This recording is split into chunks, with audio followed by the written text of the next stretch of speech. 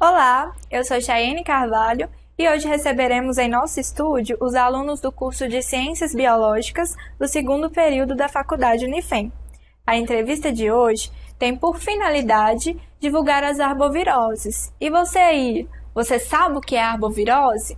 Para quem não sabe, as arboviroses são doenças transmitidas por artrópodes hematófagos. O que seria isso?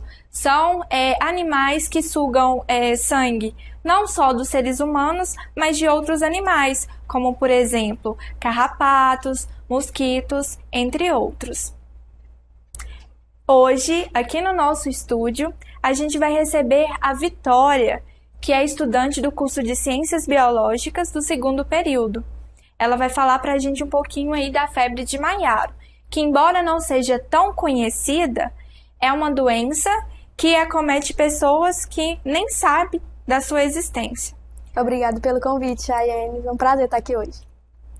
Vitória, como chegou ao Brasil o vírus que ocasiona a doença?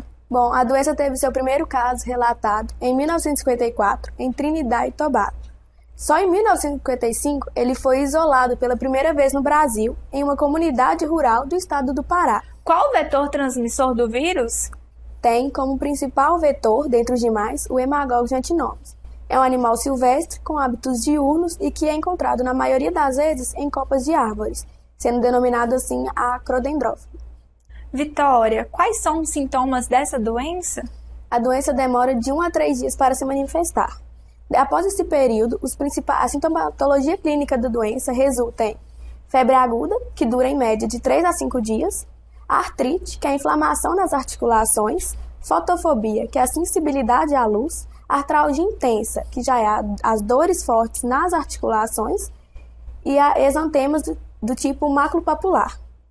Depois que você já explicou para a gente um pouquinho de como identificar esses sintomas, existe algum tratamento para essa doença? Por não existir uma vacina e nem medicamentos específicos para uso diário, a doença, os pacientes, na verdade, são tratados de forma sintomática, de acordo com os sintomas, seja por anti-inflamatórios não esteroides ou analgésicos simples.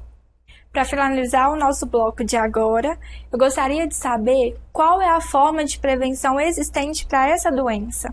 Por ser uma doença silvestre, é indispensável evitar o local de ocorrência do vetor. Caso não dê para evitar, é importante o uso de repelentes e de roupas de mangas compridas. Já para os moradores da região onde tem a ocorrência do vetor, é importante o uso do repelente, sempre, e de telas nas janelas e de mosquiteiros. Obrigada, Vitória, pela presença. Eu que agradeço, foi um prazer. Nós vamos agora para um breve intervalo e logo no próximo bloco receberemos a Amanda Gonçalves, estudante do curso de Ciências Biológicas, para falar um pouquinho sobre o Zika vírus. Em meio ao choque de informações que observamos na mídia sobre o Zika vírus, estamos aqui com a Amanda Gonçalves, que é estudante do curso de Ciências Biológicas do segundo período, para explicar para a gente um pouquinho sobre a doença. Obrigada pelo convite. Amanda, o que é o Zika vírus? Como ele é transmitido? O Zika vírus, ele é da mesma família da dengue e da febre amarela. Ele foi descoberto pela primeira vez na floresta de Zika, em Uganda, em 1947, em macacos monitorados cientificamente para o controle da febre amarela. O seu principal modo de transmissão é pela picada da fêmea, infectada pelo vetor arbovírus, que é o mesmo vetor da dengue. Há relatos de transmissão sexual, ele se mantém no esperma por mais tempo, perinatal, da mãe para o feto, na sanguínea, no leite materno, líquido amniótico e urina. Quais são os sinais e sintomas da doença? Bom, a maioria das pessoas infectadas, ela estima 80%, a doença é assintomática, ou seja, não possui as manifestações clínicas. E quando possui essas manifestações, são semelhantes à da dengue e da chikungunya. E os sintomas são pele vermelha, manchas vermelhas na pele, com coceiras, dor de cabeça, febre, dor nas articulações, dor muscular. E quando há casos mais severos, febre, tosse e dor de garganta. Existe algum tipo de tratamento para essa doença? Sim, o tratamento é basicamente repouso e muita hidratação. Isso para aliviar mais os sintomas. Então, beber muito líquido, descansar. Em relação às medicações, aos medicamentos, a aspirina não é recomendado por causa dos riscos de sangramento. Os anti-inflamatórios não hormonais é contraindicado. E, na verdade, é só o paracetamol que é mais indicado nesses casos. Entendi. Existe algum tipo de vacina para prevenir essa doença? A vacina está em pesquisa, mas ela não existe. Mas para a obtenção de uma vacina da Zika vírus é muito longo e complexo. Então, estão fazendo testes em Camundongo, nos Estados Unidos, e creio que não deve estar demorando muito para estar chegando para a gente. Graças a Deus, né? Qual a relação entre o Zika vírus e a microcefalia, que está no auge aí? Isso. Com a incidência de doenças que teve em alguns estados do Brasil, o Ministério da Saúde confirmou a relação Zika e a microcefalia. Isso ocorreu após um estudo feito coletando sangues, né, do bebê que nasceu com microcefalia no Ceará. Mas há estudos, e explicado pelo Ministério da Saúde, que apesar da relação Zika e microcefalia estarem confirmados, isso não significa que toda mulher que for infectada com o vírus não terá o bebê com microcefalia. Há relatos, né, e tem notado também que mulheres infectadas com o vírus durante a epidemia tiveram bebês saudáveis, sem problema nenhum, com saúde e não teve microcefalia. Então, isso foi confirmado pelo Ministério da Saúde, conclui o Ministério da Saúde. Isso é uma boa notícia para o nosso telespectador Isso, aí, né? verdade. Para as grávidas. Uhum. Bom, eu gostaria de agradecer pela sua presença. Muito obrigada. Eu que agradeço. No próximo bloco, estaremos com a Ianca Larissa, que irá falar um pouquinho para a gente sobre a dengue.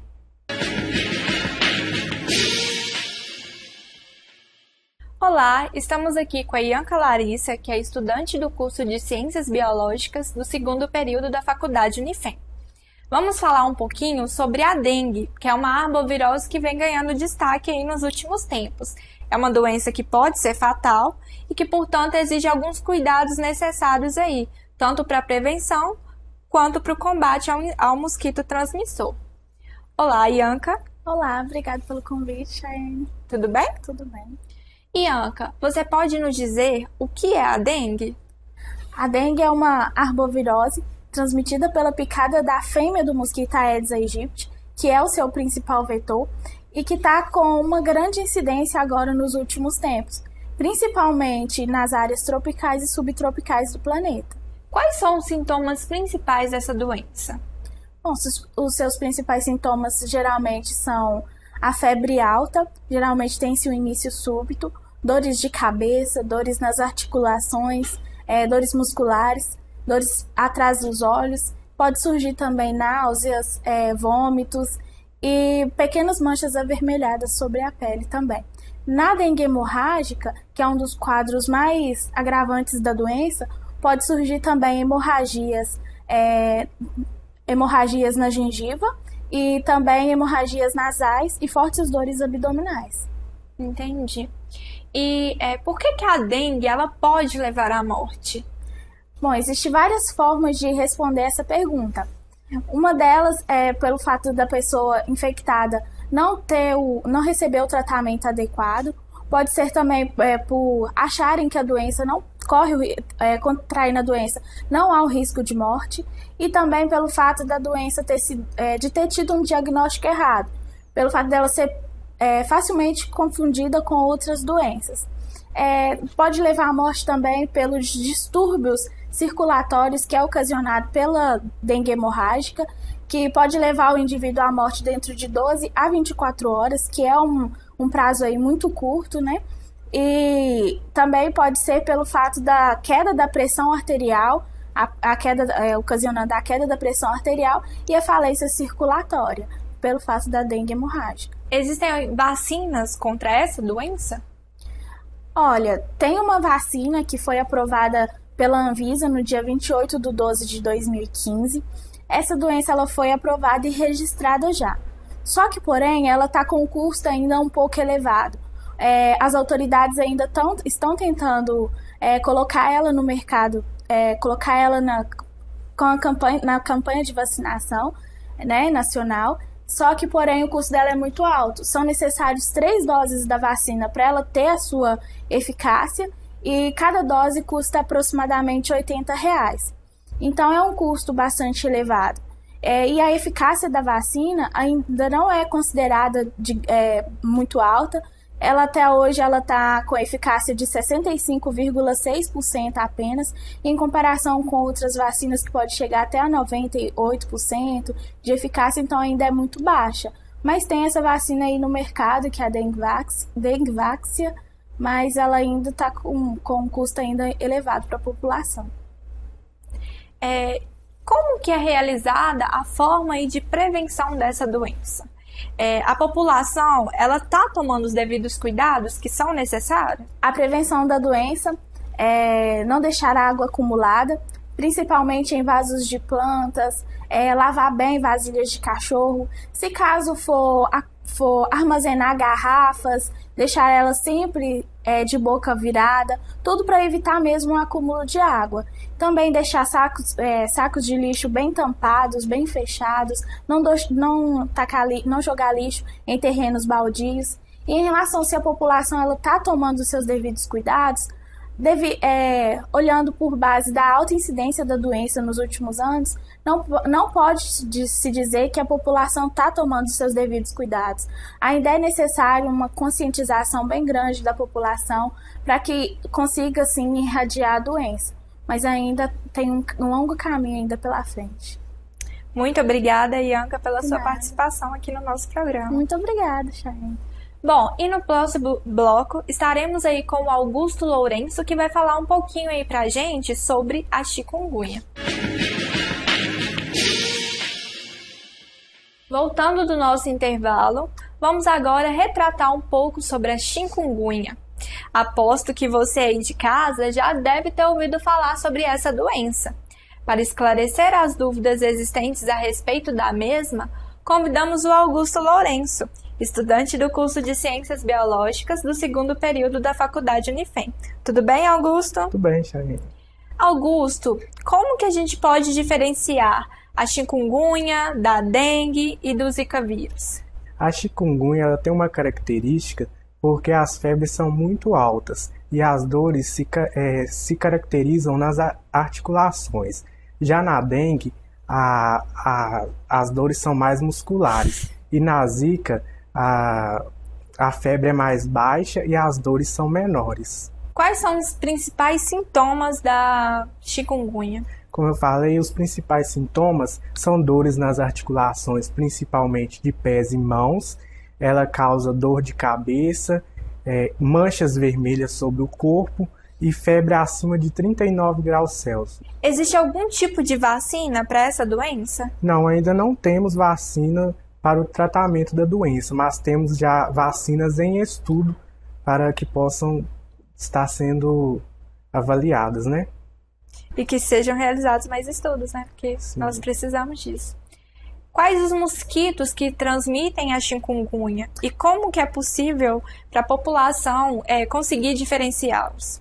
Então, a gente tem o Aedes aegypti e o Aedes albopictus. O Aedes aegypti ele é característico mais de regiões urbanas, sem vegetação, e ele é um mosquito preto com manchinhas brancas sobre o corpo. E ele tem um desenho de lira branca no dorso. Já o Aedes albopictus, ele é mais característico de regiões rurais, com vegetação no caso. A característica dele é manchinhas brancas, ele é da cor marrom, como eu falei, e ele tem uma linha longitudinal branca no dorso. Augusto, como que é realizado o tratamento dessa doença? Então, a gente não tem um tratamento específico, mas é recomendado que o paciente ele fique em repouso e tome bastante líquido. Obrigada, Augusto, pela presença. Obrigado você, Chayane. O prazer é todo meu. E você aí de casa, fique conosco, porque no próximo bloco estaremos com a Caroline Reis, que vai falar um pouco aí pra gente da febre amarela.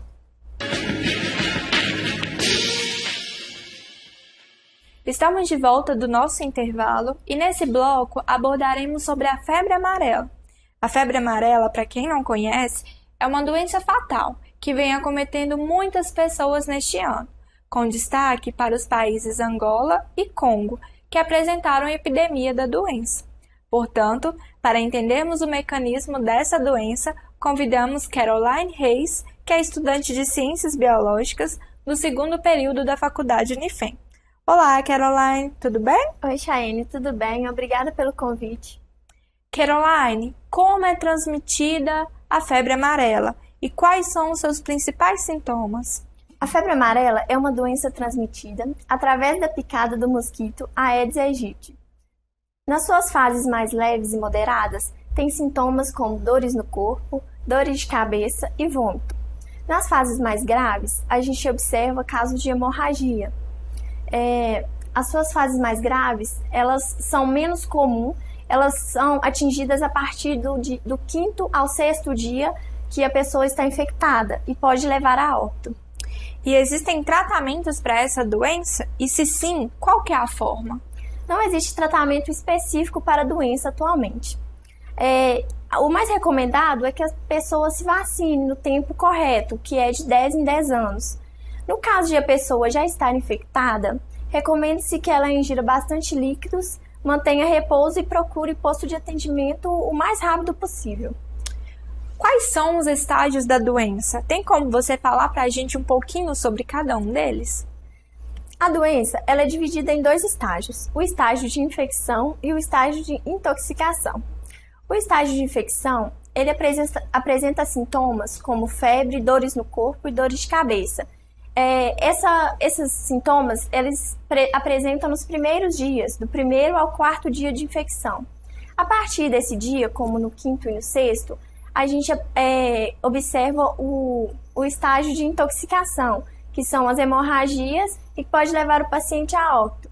É muito importante observar os casos de infecção, porque eles podem ser confundidos com outras doenças, como a gripe e resfriados. Por que a febre amarela ela foi um dos grandes problemas de saúde pública?